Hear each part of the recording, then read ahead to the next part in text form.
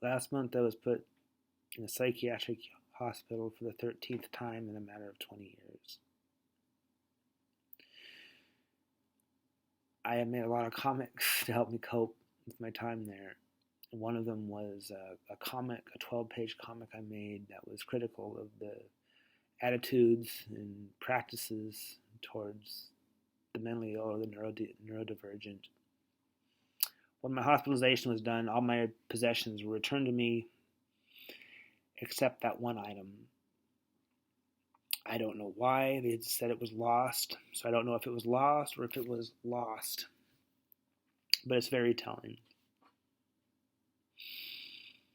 But that's not the main issue.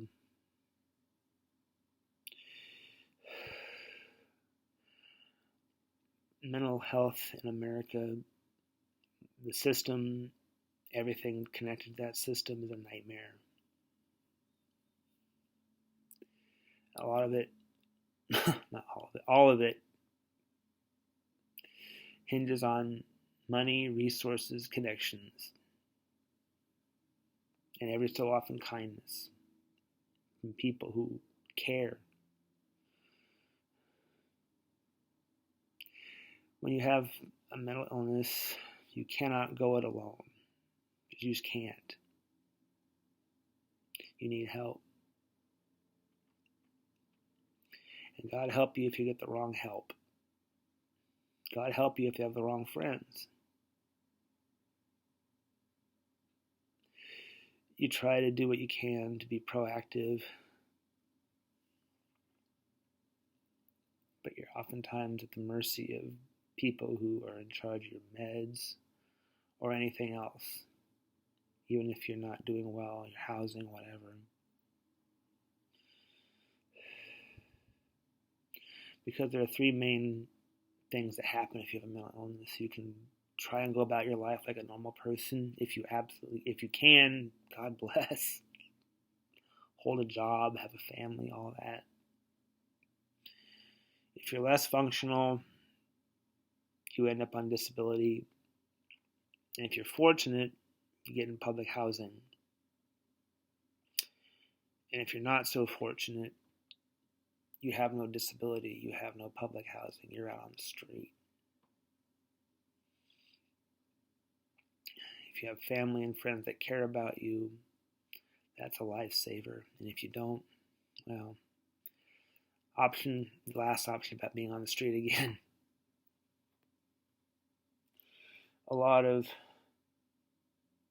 the American mental health system is based on the factory farm model. Really it is. You're just widgets to be processed. You're not human beings to connect to and really heal. Because healing doesn't make money. Treatment does. They're not interested in what's inside you. They're interested in your behaviors and nothing else. So you'll see a lot of behavioral health. Even if you're down and out, you're not going to get humanistic psychology.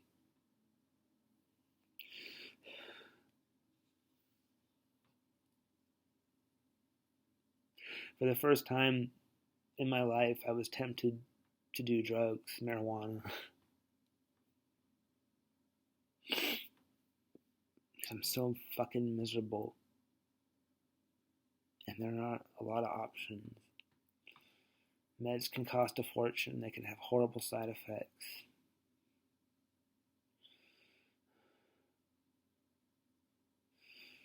And if you're on disability, they don't give you enough to live on. I'll leave that at that. Every fucking day of my life, I hope it's my last. Even when I'm smiling and I feel like I'm quasi-happy, deep down, I wish I was dead. I'm tired of the toils and snares of this life. I'm willing to live my life like a normal person my whole life, and I don't get to.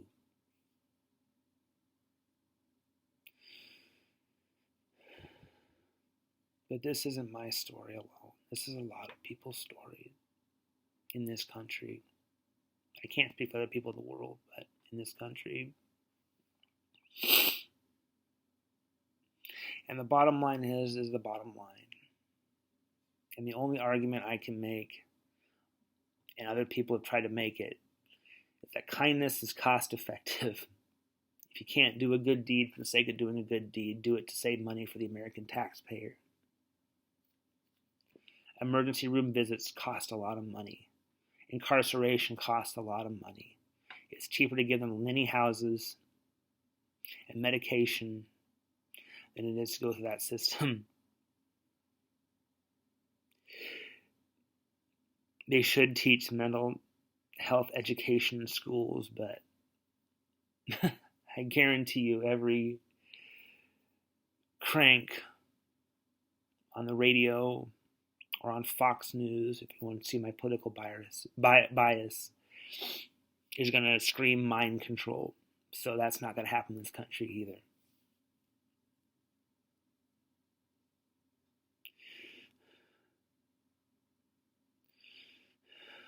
I can't paint a rosy picture on this, and I've tried.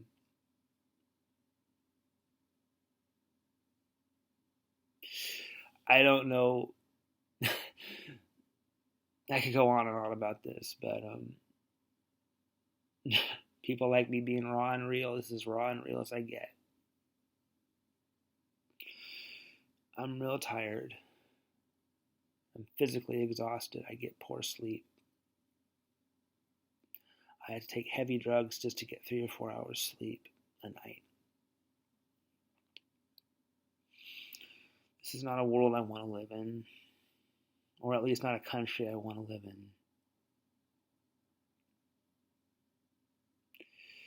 Anyone who's watching this is probably going to depress the hell out of you, and I'm sorry for that.